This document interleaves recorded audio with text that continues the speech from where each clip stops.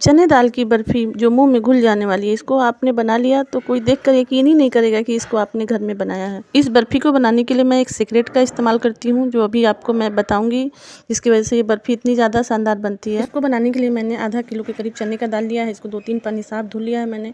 अब इस कुकर में आधा लीटर के करीब दूध और आधा लीटर पानी डाल के मैंने इसको 3-4 इलायची के साथ, 2 तेज़पत्ते के साथ इसको पका लिया है। इसको इतना पकाना है कि ओवर कुक हो जाए। इसमें हमें कम से कम 10 सीटी लगानी है स्लो आँच पे। जब तक ये कुक होता है तब तक मैं क्या करती हूँ कि मैंने नारियल को ग्रेट कर लिया है, उसमें 3-4 इलायची के साथ इसको मिक्सी में महीन सा पाउडर बना लिया है। अब कुकर को खोलकर चेक कर लेते हैं कि दाल की क्या कंडीशन है। देखिए दाल हमारा कितना मैशी हो गया है। हमें इतना ही दाल को पकाना था, बिल्कुल मैशी, खिचड़ी से भी ज़्यादा गीला।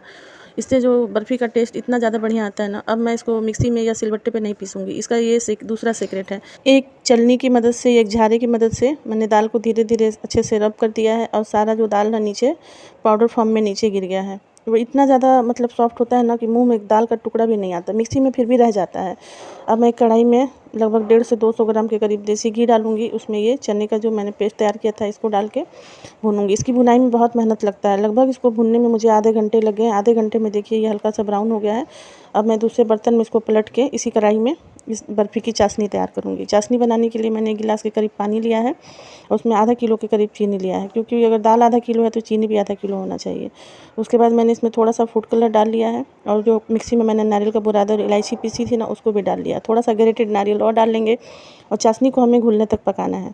उसके बाद से ये जो मैंने भुना था ना चने का दाल, उसको मतलब डाल के इसको पका लेना है। इसको पकने में ज़्यादा टाइम नहीं लगता है, 10 से 12 मिनट में ये लगभग तैयार हो जाता है। इसको देखिए एक ही डायरेक्शन में इसको कंटिन्यू चलाना है जब तक कि ये बैटर इकट्ठा ना हो जाए। जब ये तली छोड़ के इकट्ठा हो जाए तो समझ लीजिए तैयार हो गया। अब इसको ठंडा करते हैं और एक गमले में मैंने देसी घी लगाया है, थोड़ा सा नारियल ग्रेट किया हुआ डाला है। अब जो बर्फ़ी का घोल तैयार हुआ है ना उसको उसमें डाल के हल्के-हल्के हाथों से दबाएँगे। ये चूँकि थोड़ा सा मैंने ठंडा कर लिया है इसलिए हाथ जलने का बहुत डर नहीं है। उसके बाद से उस पे नारियल का बुरादा डाल के मैंने हाथों से दबा-दबा के अच्छे से फैला लिया है। मैंने इसमें किसी भी बहुत ज़्यादा ड्राई फ्रूट और खोए का इस्तेमाल नहीं किया है, फिर भी ये बर्फ़ी बहुत ही ज़्यादा शानदार बनती है। आप एक बार इसको ट्राई ज़रूर करें। अब ये देखिए इसको मैंने दबाने के बाद 6 से 7 घंटे सेट होने के लिए रख दिया है। अब ये ठंडा हो गया, बिल्कुल सेट भी हो चुका है। अब अपनी पसंद के हिसाब से इसको मतलब शेप में काट सकते हैं। मैंने बर्फ़ी के आकार में इसको काटा है।